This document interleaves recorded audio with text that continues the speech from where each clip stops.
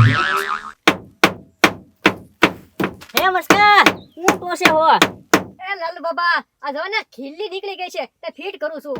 હે ખીલ્લી ફીટ કરે છે એમને? થઈ ગઈ લ્યો લે. એ લાલુ બાબા પણ તમે આ રાજાના કપડા પહેરીને હું લેવા આટા મારો છો? હે મસ્કા મને રાતે કીધું કે નહીં રાજા બનવાનું છે એટલે હું આ કપડા પહેરીને આટા મારું છું. પણ લાલુ બાબા ઈ તો તમને ગગા શેઠે ખોટું કીધું કે લાલુ બાબાને હવે પછીના નાટકમાં રાજા બનવાનું છે એમ. હે મસ્કા નો હોય હવે મંદિરમાં કેટલા માણસો બેઠા હતા ને ગગા શેઠે મને કીધું લાલુ બાબા તમારે હવે રાજાનું પાત્ર ભજવવાનું છે કાલ. પણ લાલુ બાબા ઈ તો છે ને તમારી પાસે બધું કામ કરાવું છું ને મંદિરનું એટલે તમને એમ કીધું, બાકી હકીકતમાં તમને રાજા નથી બનાવવાના. શું વાત કરે મસ્કા? તો આમ જો રાજાનું પાત્ર તો છે ને ગોકુળભાઈને આપી દીધું ગગા શેઠે.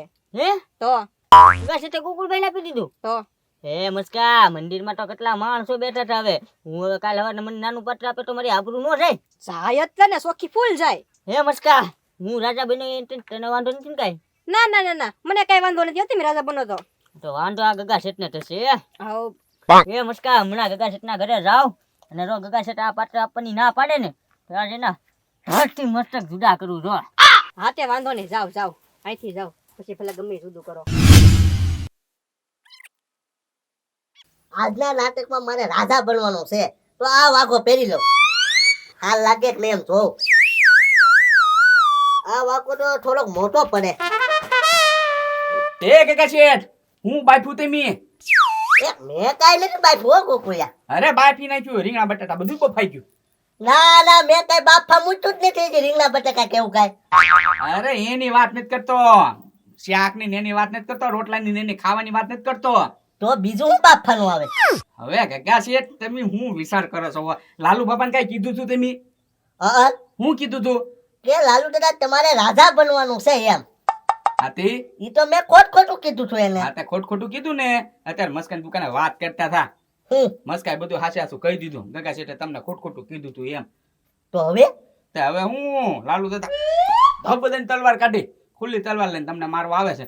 ધરતી મસ્ત કે જુદા કરું ગગા શેઠ ના કે. એ ગોકુળિયા કાક કર નકર મને મારી નાખશે ઈ. એ મારી નાખો કે તમે હંતાઈ જાવ ને કે આમ ફરીને મને આવતા થાય છે. કાક વિચાર. વિચારું હું વિચારું. હા કાંઈ વાંધો નહીં ગગા શેઠ બેઠો શાંતિથી બધું થઈ જાય છે. હમણાં ઢીલા ઢપ પડી જાય. લાલુ દાદા ઉભારી ગયો. ગગા શેઠ આમ જોવો તલવાર હાથમાં છે લગ્ન કરવા જાય છે. તે કેમ ગોકળિયા તું આવું વાત બોલ્યો? લે ક્યાંક ભણવા જતા હોય ને આગળ તલવાર હોય ને અને આવા નવા કપડા પહેર્યા ગગા શેઠ જોવા કરી. લાલુ દાદા ક્યાંક ગોઠવાઈ ગયું. એ હજી મારું ગોઠવણું નથી. નથી ગોઠવાડું? ના ના લે આ મહેનત એમ કે તમે ભણવા જતા છે. હું તો હમણાં ગગા શેઠના હારી એમ જ માગવા આવ્યું ને એ તમારું ના પાડવાનો હતો. હે માંગુ આવ્યું? હા એ ગગા શેઠ તો હા પાડી ગયો. હા પણ આ તો તમે કઈક તલવાર મૂછી લઈને દોડા આવ્યા હતા. ગગા શેઠના મારવાનો તો આવ્યા ને?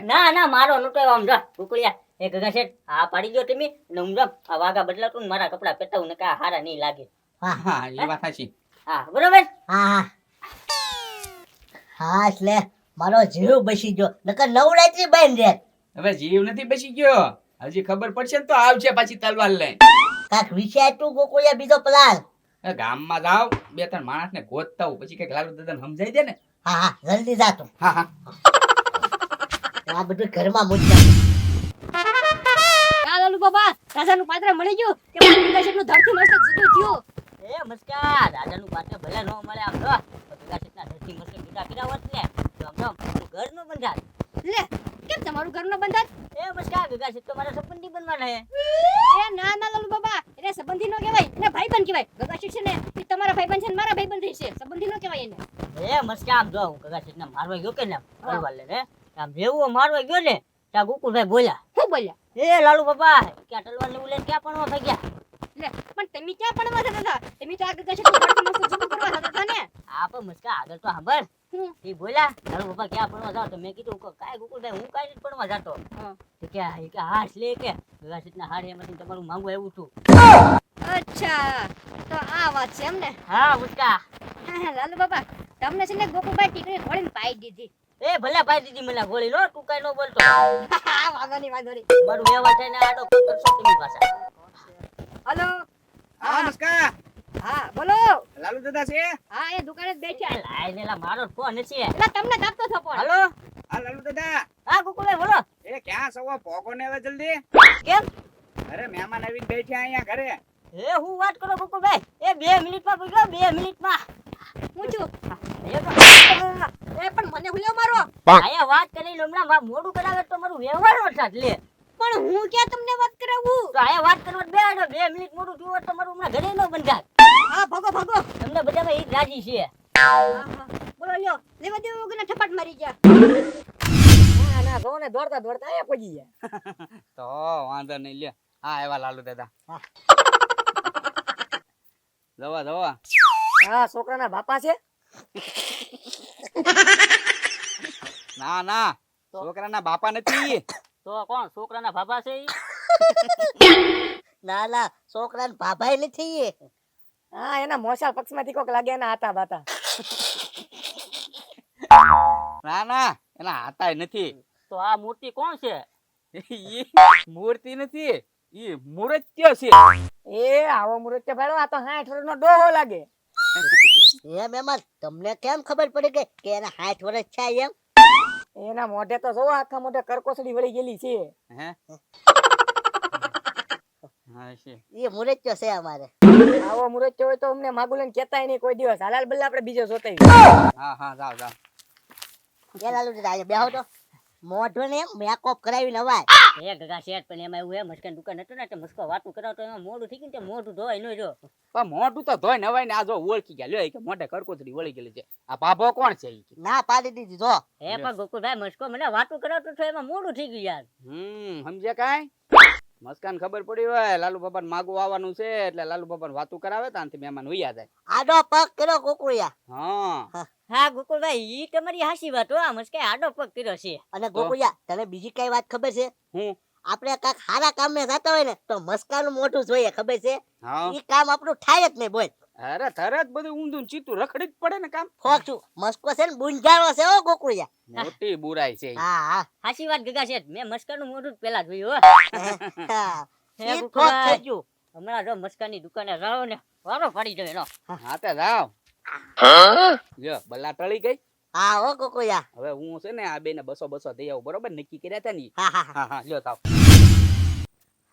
એ મસ્કા તું દરરોજ દુકાને મોઢું ધોઈને આવે? હા લાલુ બાબા. એમ તો હું રોજ દુકાને છે ને મોઢું ધોઈને જ આવું. પણ ક્યારેક ક્યારેક ઉતાવળ હોય ને તે ધોયા વગર ન હોય આવું. હા તું ધોયા વગર નો આવે અને આ અમારા વ્યવહાર પણ પપ્પા પપ્પા પણ મારો હું લેવા. હવે તારું મોઢું ધોયું ને એમાં મારું વ્યવહાર બંધ રહ્યો. તું ભરે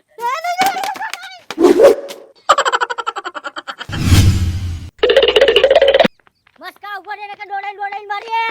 ઉભો રે.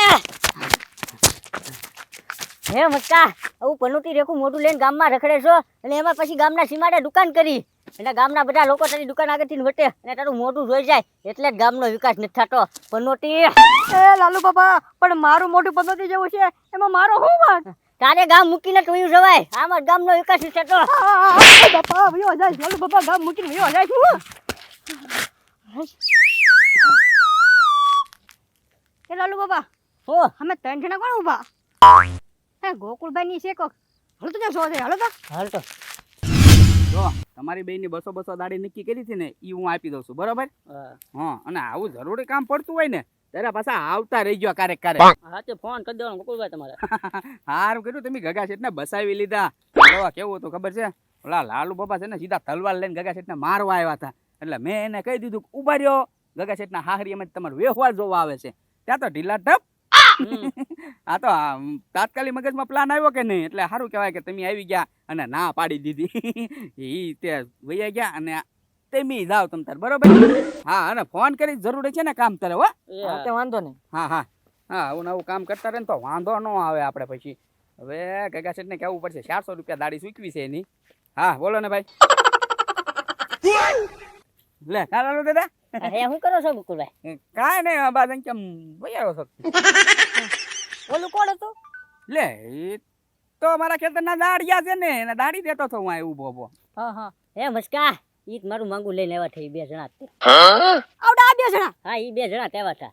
એ લાલુ બાબા ઈ તમારું માંગુ ક્યાંથી આવે લઈને આવે? હવે ઈ તો આ બલ્લોન રાખલો છે આપણા ગામના. હે તો તો આ ગોકુળભાઈ એને ખરીદી લીધા છે મુસ્કા. ઈ તો મેં તમને પેલા કીધું કે ગોકુળભાઈ તમને છે ને ટીકડી ઘોડીને પાઈ દીધી એમ. હવે તમે તમારા હાથે બધું સમજી જાઓ. સમજી ગયો મુસ્કા, સમજી ગયો. ઉભો રહે ગોકુળિયા તને તો જોયું ભાઈ, આ વર્ષે અમારો વ્યવહાર થશે કાંઈ?